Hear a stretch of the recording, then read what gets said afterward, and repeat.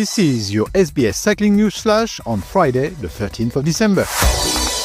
UCI President David Lappartient has formally requested the World Anti-Doping Agency, WADA, to ban carbon monoxide rebreathing in cycling.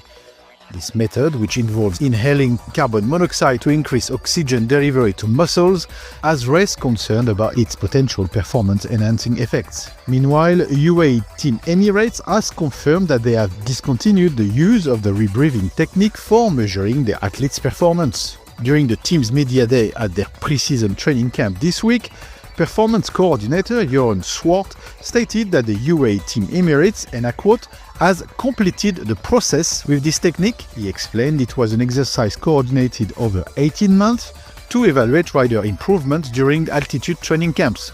It was also noted this technique has been used in various sports for the past 2 decades. It is a bad couple of weeks for icons of Belgium cycling after Remco Evenepoel crashing heavily last week. It's the icon itself, Eddy Merckx, who has suffered a broken hip following a cycling accident near Brussels. Eddy Merckx, widely regarded as one of the greatest cyclists of all time, was involved in a crash while riding with friends. In addition to the broken hip, Merckx sustained several bruises and minor injuries. He was promptly taken to a local hospital where he underwent a surgery for a full replacement hip.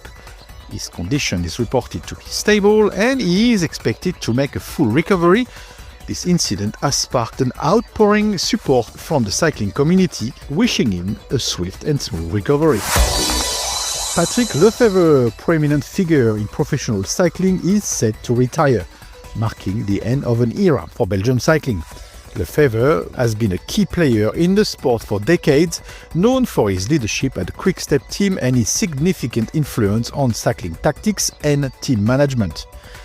Under Lefevere's guidance, his team Quick-Step has won multiple classics, Grand Tour stages and World Championships. Patrick Lefevere is also known for his comments and sometimes controversial opinion. His retirement raises questions about the future direction of the team.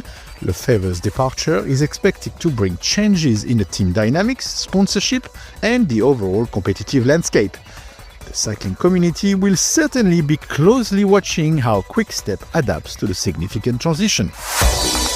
This was your SBS Cycling News Flash in 2 minutes. And if you enjoy this content, don't forget to share, like, and subscribe.